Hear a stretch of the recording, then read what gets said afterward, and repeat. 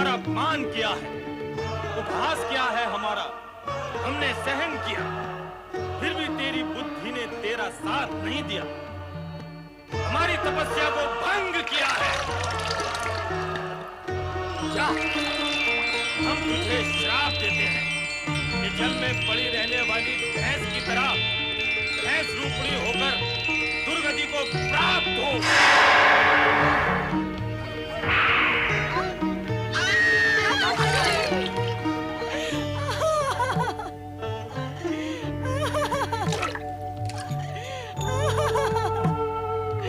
मुझे क्षमा करे ऋषिवर, मुझे क्षमा करे ऋषिवर। मैं आपको हानि पहुंचाना नहीं चाहती थी, मैं तो केवल विनोद कर रही थी। विनोद? हमसे विनोद? कौन है रे तू हमसे विनोद करने वाली? अपनी आयु देख, हमारी आयु देख, अपना जीवन देख, हमारा जीवन देख। तूने धृष्टता कैसे की हमारे साथ विनोद करने की? हम तुझे नहीं जानते, तू हमें नहीं जानती, फिर हमारे साथ विनोद कैसा रे? भूल हो गई ऋषिवर, क्षमा करे, क्षमा करे। भूल के लिए क्षमा का नहीं, दंड का विधान होता है मूर्खा। और मैंने तुझे दंड दिया, तूने मेरी तपस्या भंग की है, इसलिए तू क्षमा के योग्य नहीं है। दया करे ऋषिवर, दया करे। अब दया की याचना कर रही है, तब विचार नहीं आया जब अल्हड़ता से हम पर पानी उछाल रही थी, तब परिणाम का भय नहीं था तुझे? दुष्परिणामों का भय न होने से ही दुष्कर्म होते हैं, और दुष्कर्म वो पिशाचिनी है जो दुष्परिणामों की कई संतानों को जन्म दे डालती है। अब तू भी भुगत। ऋषिवर,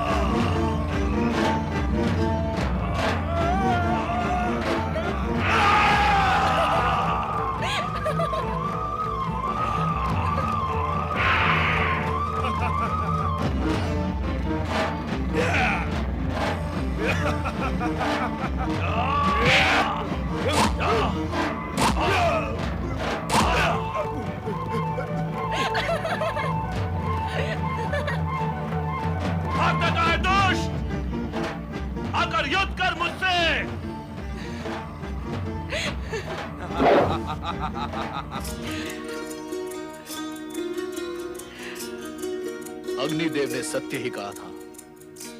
आपने तो मेरी हृदय पर विजय प्राप्त कर ली। यही है जो मेरे पुत्र की माता बनेगी। यदि आप मेरे जीवन साथी हो,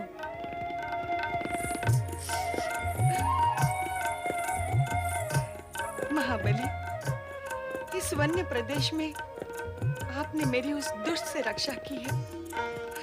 आपका ये उपकार मैं जीवन भर याद रखूंगी। सत्य तो यह है कि ये मेरी तपस्या तुम्हें मेरे पास ले आई, किंतु तुम्हारे सिर पे ये सिंह कैसे? ऋषि के शाप के कारण मेरी ये दशा हुई। मैं यहाँ के राजा पृथ्वीसेन की पुत्री राजकुमारी श्यामला हूँ। तो श्यामला, क्या तुम मेरे पुत्रों की माता बनोगी?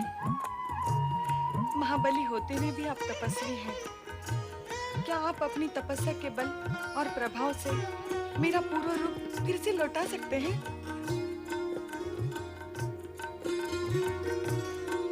यदि तुम्हारा पूर्व रूप ना भी लौटा तो इस रूप में भी तुम मुझे स्वीकार हो। प्रिय दानव सैनिकों, यक्षराज और यक्ष मित्रों, आज से राजकुमारी श्यामला हमारी महारानी हैं। ये हमारे पुत्र दानव राजकुमार की माता बनेगी और दानवों की वंश वृद्धि में ये सहायक होगी। दानव राज रंभ की जय, दानव महारानी श्यामला की जय।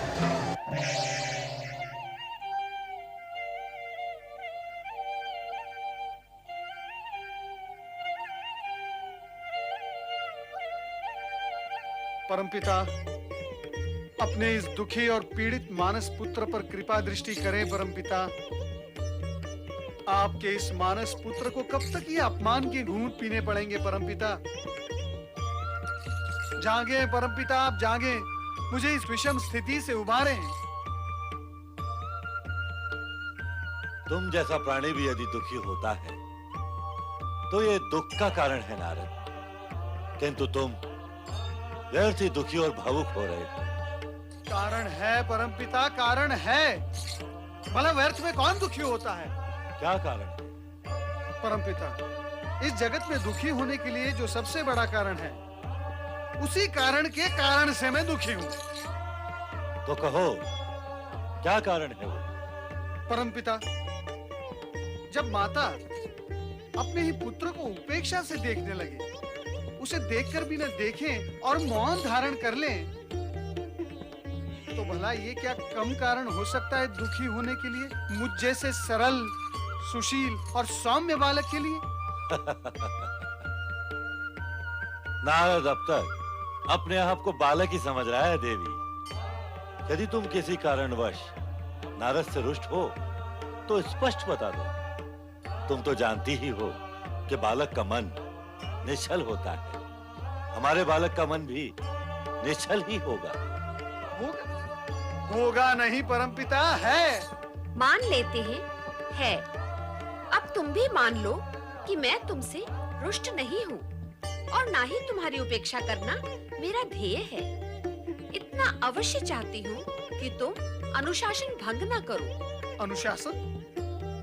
मैं क्या अनुशासन भंग करता हूँ माता? यही तो विडंबना है कि अनुशासन भंग करने वाले को ये ज्ञान नहीं होता कि वो अनुशासन भंग कर रहा है। तुम जब भी चाहते हो, जहाँ भी चाहते हो, प्रकट हो जाते हो। कहीं भी प्रकट हो जाने से पहले क्या इस विषय पर विचार करना आवश्यक नहीं है कि तुम्हारा वहाँ प्रकट होना उचित भी है अथवा नहीं? तो क्या इसी कारणवश माता पार्वती, माता लक्ष्मी और आप मुझसे रुष्ट थी? नहीं, हम तीनों में से कोई भी तुमसे रुष्ट नहीं है। हमने तो केवल तुम्हें सावधान किया है। अब तो दुखी बालक के दुख का कारण समाप्त हो गया होगा नारद। नारायण नारायण। परमपिता, जब मुझसे कोई रुष्ट है ही नहीं, फिर कारण तो क्या, विषय ही समाप्त हो गया। मूल विषय तो यह है कि हम तुम्हारा विषय समझ गए नारद। तुम हमसे दानवराज रंभ के विषय में पूछना चाहते हो, तो सुनो नारद। कर्म के समाप्त होने के पश्चात रंभ पंचाग्नि तप के बल से एक असाधारण पुत्र का पिता बनेगा। फिर अचानक सारी परिस्थितियां बदल जाएंगी। इस समय इतनी सूचना ही पर्याप्त है। तुम्हारा कल्याण हो। ब्रह्मा जी से नारद को रंभ के अति प्रतापी पुत्र का पिता बनने की जानकारी प्राप्त हुई। समय बीतता गया, और अग्निदेव के कथनानुसार श्यामला गर्भवती हुई। इस पर अप्रसन्न पृथ्वीसेन श्यामला को प्रताड़ित करने लगे और रंभ के साथ युद्ध में मारे गए। पृथ्वीसेन की बाधा हटने पर एक दिन रंभ व श्यामला प्रसन्नचित्त रथ पर सवार होकर वन विहार को निकले।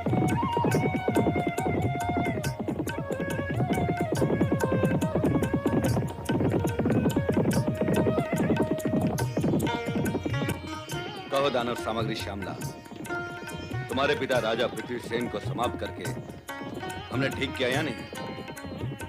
जो पिता अपनी पुत्री को राक्षसी कहकर पुकारने लगे, उसे प्राण दंड देना उचित था या नहीं?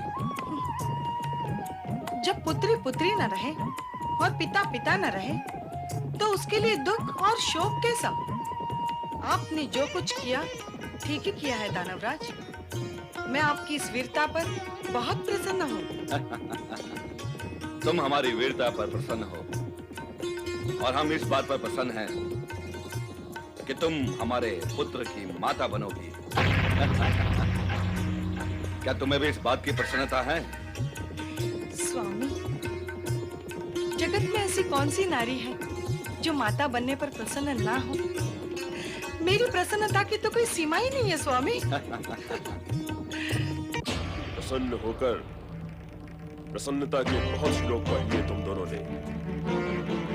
मैं सारी प्रसन्नता समाप्त कर दूंगा तुम दोनों की।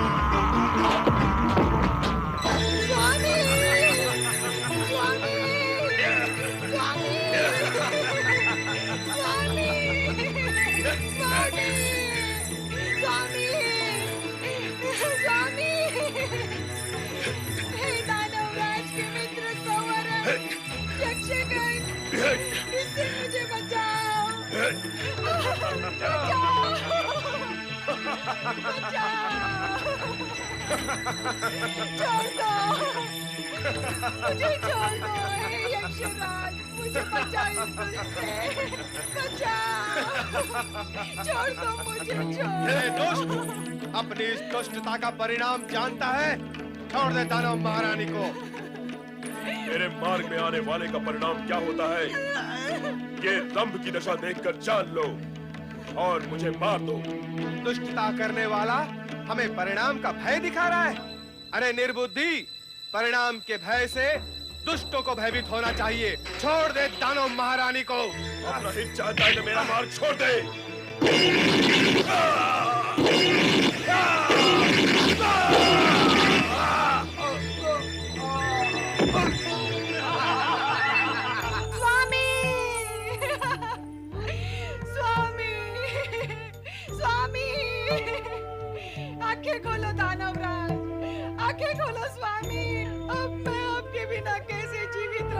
स्वामी, अब हमारा क्या होगा?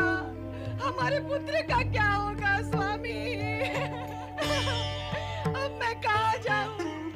क्या करूं स्वामी? आंखें खोलिए स्वामी, स्वामी, स्वामी। दानव महारानी, धैर्य धारण करें।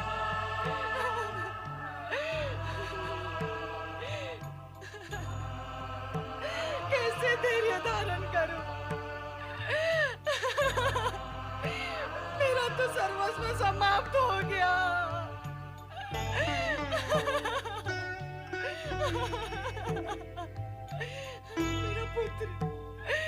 मेरा पुत्र, हे विधाता, ये तूने क्या किया? दानव महारानी, इस समय धैर्य धारण करने के अतिरिक्त अन्य क्या उपाय है? भावी बच्चे का विचार करके आपको धीरज तो रखना ही होगा।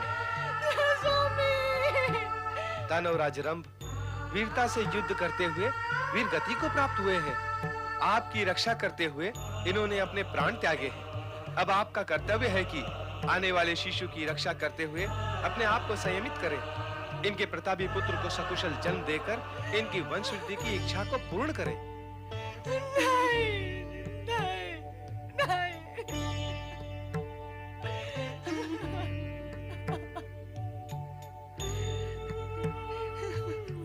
स्वामी, न जाओ स्वामी, मुझे इस जगत में अकेला छोड़कर न जाओ स्वामी। दानव महारानी, बार बार समझाने पर भी अब स्थिति को समझ क्यों नहीं रही हैं? जीवन मरण विधाता के वश में है। जो हुआ उसकी इच्छा से हुआ है, यही मानकर अब आप अपने भावी पुत्र के विषय में विचार करें। ये न भूलें, आप दानवराज के होने वाले पुत्र की माता हैं। दानवराज की आत्मा की शांति के लिए आपको उनकी अंतिम इच्छा का सम्मान करना ही होगा। अब आप यहाँ से हटें और हमें अंतिम संस्कार का कार्य पूर्ण करने दें।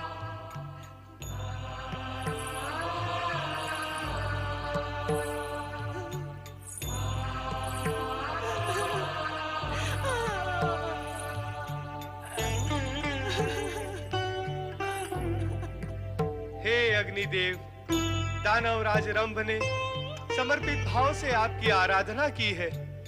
कृपया कर चिता में प्रकट होकर दानवराज को अपने में समाहित करें।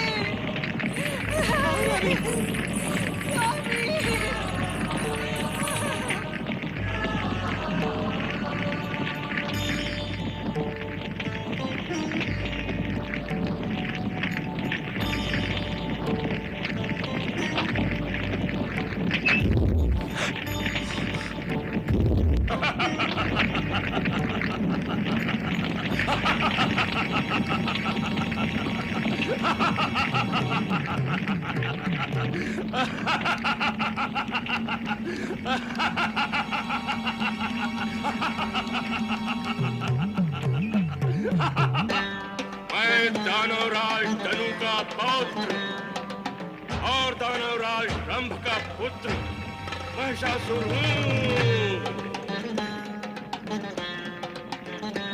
महिषासुर का जन्म दानवों की रक्षा व उत्थान के लिए हुआ है।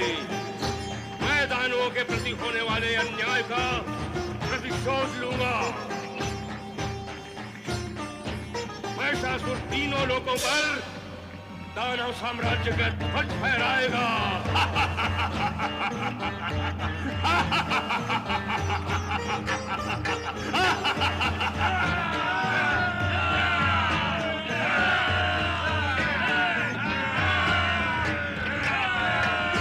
महाबली महिषासुर की जय, ब्रह्मपुत्र महिषासुर की जय, दानवराज महिषासुर की जय, महाबली महिषासुर की जय, ब्रह्मपुत्र महिषासुर की जय, दानवराज महिषासुर की। उस दिन यदि अग्नि बीच में ना आए होते उन्होंने देवगण का हित विचारा होता तो मैं रंभ को भी समाप्त करने में सफल हो गया होता। यदि रंभ ना होता तो आज यह महिषासुर भी ना होता देवर्षि। पर अब आई हुई विपदा से तो अब निपटना ही होगा ना देवराज। क्यों होता है ऐसा देवर्षि? सदा होता है, ऐसा ही होता है। विपदा आती है, हम शक्ति संचित करके उसे भगाते हैं, वो भाग जाती है, किंतु फिर आ जाती है। हम दुख कष्ट पीड़ा झेलकर उसे पुनः भगाते हैं, वो पुनः आ जाती है। फिर आ गई है देवर्षि, फिर आ गई है। विपदा और संपदा ये तो ऋतुओं की बहनें हैं। उन्हीं की भांति आती है, जाती है, फिर आती है, फिर जाती है। जिस प्रकार ऋतुओं के आने और जाने पर हमारा नियंत्रण नहीं है, उसी प्रकार देवराज, उसी प्रकार विपदा और संपदा हमारे वश और सामर्थ्य से परे है। उनका आना जाना तो लगा ही रहेगा देवराज। इसमें हताश होने की क्या आवश्यकता है देवराज? जिस प्रकार हम ऋतुओं के आदी हो गए हैं, उसी प्रकार विपदा का आदी हो जाना ये हमारे हित में ही होगा। नारायण नारायण।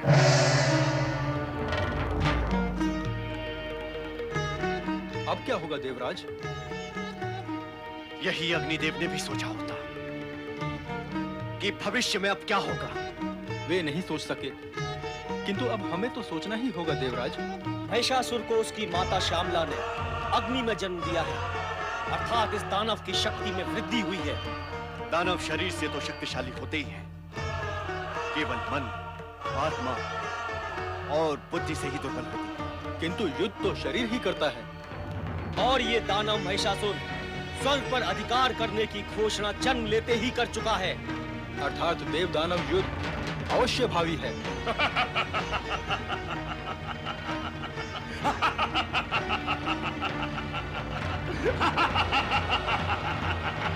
महाबली महिषासुर की, महाबली महिषासुर की, महाबली महिषासुर की, महाबली महिषासुर की।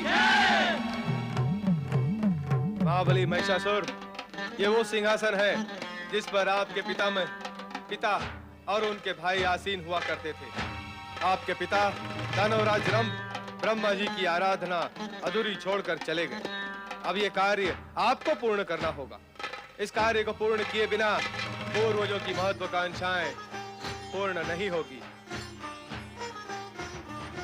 हम अपने पिता की चिता से उत्पन्न हुए हैं यक्षराज, और उनकी आत्मा की प्रतिध्वनि हमारे भीतर गूंज रही है। हमारे सामने वो सब दृश्य स्पष्ट हो रहे हैं जो हमारे पिता ने अपने जीवन काल में देखे थे। दुष्ट इंद्र ने मायावी मगर बनकर हमारे चाचा क्रंभ को जीवित निगल डाला। वही इंद्र हमारे पिता का वध करने भी आया था, किंतु अग्निदेव ने उनकी रक्षा की और इंद्र अपने उद्देश्य में सफल नहीं हो सका। इंद्र हमारा सबसे बड़ा शत्रु है, और जब तक हम इंद्र को दंडित नहीं करते, हमारे मन को शांति नहीं होगी। हाँ महाबली, इसमें संदेह नहीं कि इंद्र ने आपके वंश को मिटाने का पूरा प्रयत्न किया था, किंतु विधाता की इच्छा के विरुद्ध वो कुछ कर नहीं सका। किंतु ये भी सत्य है कि इंद्र अत्यंत अभिमानी है। अभिमान के वशीभूत होकर ही उसने हम यक्षों को अपमानित और प्रताड़ित कर स्वर्ग से बहिष्कृत किया था। उस अभिमानी का अभिमान हम अवश्य खंडित करेंगे। वह तो करना ही होगा। अभिमान में चूर इंद्र ने आपके पिता के रक्षक अग्निदेव को भी देवताओं के स्थान से पदच्युत कर अपमानित किया। देव, दानव, मानव सभी उसके द्वारा पीड़ित हुए हैं। सभी उससे प्रतिशोध लेना चाहते हैं, किंतु अब तक किसी ने प्रतिशोध दिया नहीं। कैसे लेंगे? उसके अन्याय और अनीति का विरोध सभी करते हैं। सभी उससे प्रतिशोध लेना चाहते हैं, किंतु इंद्र की कुटिलता, क्रूरता और दुष्टता के कारण किसी का वश नहीं चलता। ऐसा नहीं है यक्षराज संभरण, उसकी कुटिलता और दुष्टता का वश हम पर नहीं चलेगा। मेरा भी मानना यही है महाबली महिषासुर कि इंद्र का सामना आप जैसा बलशाली दानव ही कर सकता है। यक्षराज, प्रतिशोध की भावना भुजाओं में महाशक्ति उत्पन्न कर देती है। और उस पर यदि प्रतिशोध किसी दानव का हो तो महाशक्ति के विस्तार का अंत ही नहीं होता। मैं आपसे सहमत हूँ महाबली, किंतु इतने पर भी आपको सावधान रहने की आवश्यकता है। सावधान? हमें किससे सावधान रहना होगा? क्या इंद्र से? हाँ दानवराज, कारण कि आपके पितामह धनु ने ब्रह्मा जी से वरदानी शक्ति प्राप्त किए बिना ही स्वर्ग पर आक्रमण कर दिया था और उन्हें परास्त होना पड़ा था। इंद्र ने अपनी दिव्य शक्ति के बल पर ही उन्हें पराजित किया था। अतः इंद्र पर आक्रमण करने से पूर्व आपको ब्रह्मा जी से वरदानी शक्ति प्राप्त करनी ही होगी। जिसे ब्रह्मा जी की वरदानी शक्ति प्राप्त होती है, उसका इंद्र की दिव्य शक्ति कुछ भी अहित नहीं कर सकती। यक्षराज, आप यही कहना चाहते हैं ना कि हमें ब्रह्मा जी की तपस्या करने के बाद ही इंद्र के सामने जाना चाहिए? हाँ महाबली, मेरा अभिप्राय यही है। तो ठीक है यक्षराज, हम अपने पिता के समान पंचाग्नि तप कर ब्रह्मा जी को प्रसन्न करेंगे और उनसे वरदान प्राप्त करेंगे। अब उस दुष्ट इंद्र को बताएंगे कि दानवों और निर्दोष यक्षों को पीड़ा देने का परिणाम क्या होता है। महाबली महिषासुर की, दानव वीर महिषासुर की।